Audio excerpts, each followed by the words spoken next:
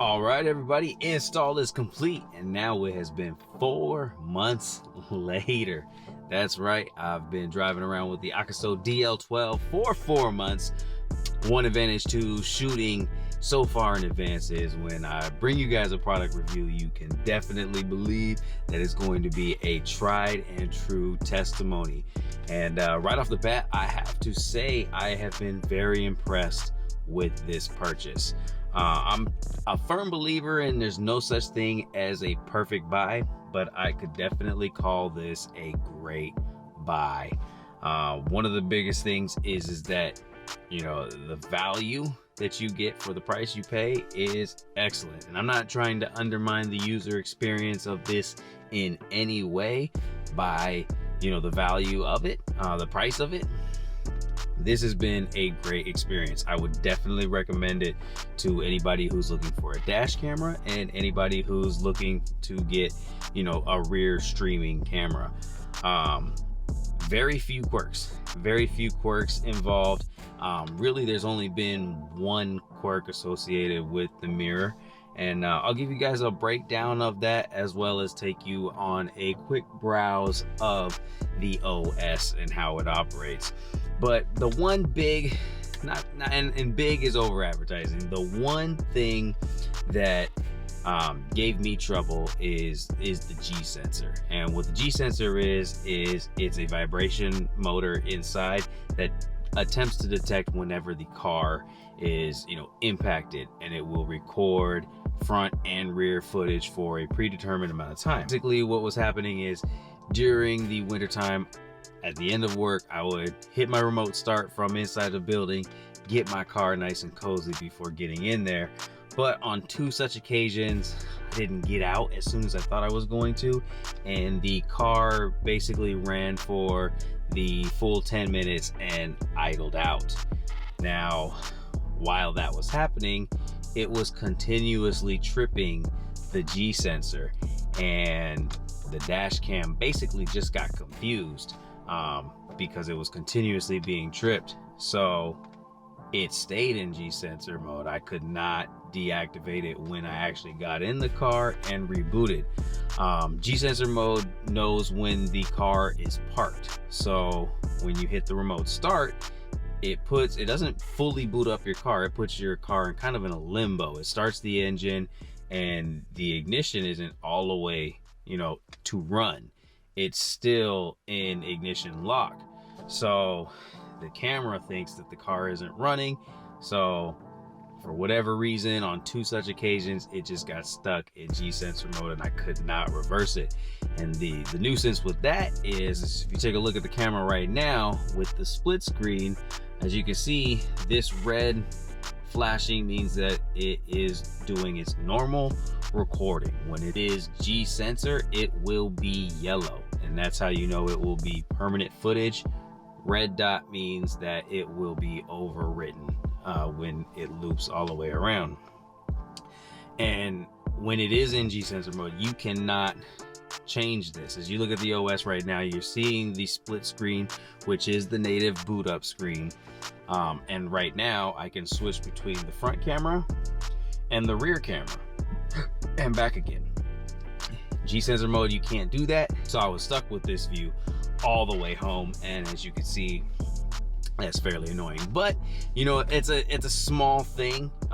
You know, I just know that when I hit that electronic start, that, you know, I have to get out to my car punctually, which, you know, I really want to do anyway. This is a V8, you know, I don't want this thing sitting in the parking lot going nowhere, guzzling gas for 10 minutes. Like, that's just wasting gas. So, you know, it's just a slight correction to how I use it. But, you know, just a fair warning for anybody looking to get that, you know, that might be an issue there. My only other issue, you know, I thought was an issue at first, but turned out to not be an issue at all, is with the G sensor again. And basically my first couple of run-throughs, I was noticing that I wasn't getting a whole lot of record time out of the mirror. And at first I thought that it, you know, maybe it wasn't working properly, but the onus is on me. I put in a small card because me in my head thinking, oh, it does loop recording, there's no need for a big card. I just need to have, you know, a couple of drives saved. That way I can review footage when, you know, anything pops up. But what I didn't think about is that permanent footage that's on there every time the G sensor boots up, which is going to be every time I electronic start or anybody, you know, goes stomping by. That is permanent footage, and it eats up space on the card, and it eats up space on the card pretty quickly. So I ran out of space really fast, and I was only getting about 30 seconds per drive, basically because the permanent footage was on there. And at first I was annoyed with that. At first I was like, man, why would it do that? But then, you know, thinking through, you know, you definitely want to have that footage saved. You know, like I said, you go into the grocery store and something happens on the opposite side of your car that you don't see for a few days, you know, you definitely want that footage to be there to be able to be reviewed. So, you know, just basically buy a bigger card, and you know, it's 2K and 1080p. So, you know, you don't have to get anything fancy like a U1 class 3 card. You know, you can get some of the older cards because, you know, we're not dealing with heavy 4K footage here. You know, it's not going to require a whole lot of recording space. So a little bit of a benefit there. Moving on into, you know, 4K, you know, that was definitely something that I wanted, that I was shopping for when I was looking for this unit. When I chose this unit though, I did have come to a realization that pretty much anything that I was seeing that was in 4K quality, you know, for one, had a significant price increase, and two, none of them really seemed to have the streaming mirror function, which was what I was really going after. And you know, really after using this, I can say that if I did pay that significant increase for the 4K, then I would be in that realm of overpaying for the unit. And at the end of the day, the 4K isn't going to be, you know, a huge deal breaker or deal maker in this, because the sensor that's on this is similar to your cell phone sensor. You know, it's a very small sensor. If you take a picture with your phone at 4K and then take a picture with a DSLR camera in 4K and you compare them, you know, the camera's always going to take a bigger picture because it has a bigger sensor. It can just take more information in. So there's a little bit of hyperbole around sometimes when there's 4K and you start dealing with these the smaller sensors. You know, the larger the sensor is, the better the picture quality is going to be, period. And that doesn't matter if it's 1080, 4K, whatever.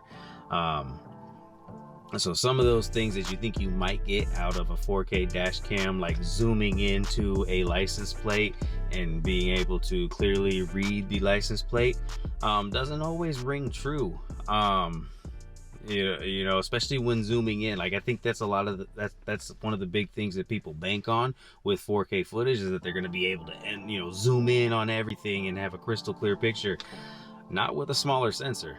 I'm not saying that the 4K won't take better video or take better pictures, but you know, it won't be as good as advertised. You're not going to be missing a ton with 1080. You know, these cameras aren't recording cinematic footage. You know, they're recording, shooting your story. You know, they're there for security, to show what happened. And you don't need a ton of detail to do that. So while I wanted 4K at first, I'm definitely cool with this purchase and it being 2K and 1080p. Other than that, you know, there really hasn't been any hiccups at all. One thing that I was concerned about when looking into a streaming mirror was lag time. You know, I didn't know if the feed was going to be instant or if there was going to be a little bit of lag, because if there was lag, you know, that would be a huge hindrance on driving. But I can tell you that there is absolutely no lag. It is a straight live feed of the camera. Other than that, It's going to take you guys through a quick peruse of the OS. Here we have the home screen. This is what you see every single time that you boot up the car. This is a little bit of a nuisance to me. I feel like who's really going to use this, right? Like the two sides. You know, I get it, to each their own. Maybe somebody would find some use out of this, but I think it would have been smart of Akaso to basically allow you to choose which one you want to set as your default view. I think that would have been a very key feature, instead of, you know, every single time you turn on the car, you see this screen and swipe over 2 times to get the full screen rear view mirror. That's a slight nuisance, but again, you know, it's really it becomes second nature. You know, just like hitting that start button, you know, you swipe the camera over and get to the orientation that you want. But this is what you're greeted with. Another slight nuisance with the camera is that, if you can see right here, if you take a look there, you can see how much is showing up in this frame right here. See the top and the bottom. Now scroll over, it crops in a lot. There is a huge crop factor going on here. You know, just because of the size of the camera or the size of the mirror, unless we had gigantic black bars on either side, you know, it's hard to get that full image in there. But one thing that I saw from other cameras is that it will let you choose where, you know, where the crop factor is. It'll let you adjust the image. It's not available here, particularly for the rear view mirror. You know, I would like to adjust this just a little bit from where it is. Like right here in the corner, we can see my rear window spoiler. So I'd like to move it over just a little bit if possible to get, you know, more of a centered look. It's not a huge nuisance, but it's something that you get used to. But diving right into the camera, this is the home screen, and you can swipe over once to see your front mirror, and then your swipe again will bring you to the rear footage. If we swipe down, we will bring up all of the menus here. You know, we can change resolution, change loop record. You can change how much time you can loop record for, turn on and off audio recording. Right here, I'm not too sure what the difference is here with the G sensor and the parking guard. They say that they do the same thing, so I feel like if you have one on, you have the other on. I'm not certain what the difference is between the two. You know, if you know, definitely hit me in the comment section, let me know. Screensaver, obviously I have that turned off because I don't want the rear view stream to go away. Video encode H.264, you know, leave that there. That's basically your most universal video encode to use on any device that you're gonna upload your footage to. Frequency, you can change that. Mirror image, this is kind of a quirky one. I don't really get this one. So if we go back, if we're looking at the mirror, we're seeing this with mirror image on, which is a accurate depiction of if you would be looking straight through a rear view mirror. You're seeing it in the natural orientation. If we go back in and we turn mirror image off, you can see it is now flipped, which is going to be backwards. Now we're viewing it as the camera sees it looking backwards. This one's really weird to me. I do not know why anybody would drive with this. And again, to each their own. You know, somebody might find this useful out there, but to me, I feel like to be seeing a reverse image, it's gonna make you think a little too much. So that one's a head scratcher to me. I really don't know how or why someone would drive like that. So I leave that flipped on in mirror image at all times. Key voice, that's when you touch, it's gonna make a sound. You can adjust the volume of it. Speaker, you can turn that off and on. Boot sound, basically off and on again. Stream media, that's, you know, your rear view image, you can turn that on and off. There's also a physical button on it, so if you want to, you can view it as a normal mirror. You can use it as a mirror and then touch the button to turn the screen back on. Got your date and time, format your SD card every single time you put in a new SD card. You're gonna have to format it, reset back to default factory settings and your Android version. So if we go back in, and now if we swipe from the left, we will come to our video library. And as we can see right up from the top right here, we have front ordinary video, and this is going to be all of our front recording footage from normal driving. If we click on it, we can see now that we have a drop down menu and we have front urgent video. This is going to be all of the G sensor footage that I was talking about earlier. That is permanent footage. You know, very handy to be able to review this stuff, have it stored and review, and you can view it from the camera itself. You do not have to remove the SD card and plug it into a computer or anything. You can review it, and you can even delete the footage from here, just like that. You can even select all, or you can just select individual ones as well. So very handy. You have urgent and ordinary video for front, urgent and ordinary video for the rear. You also have front photo and rear photo.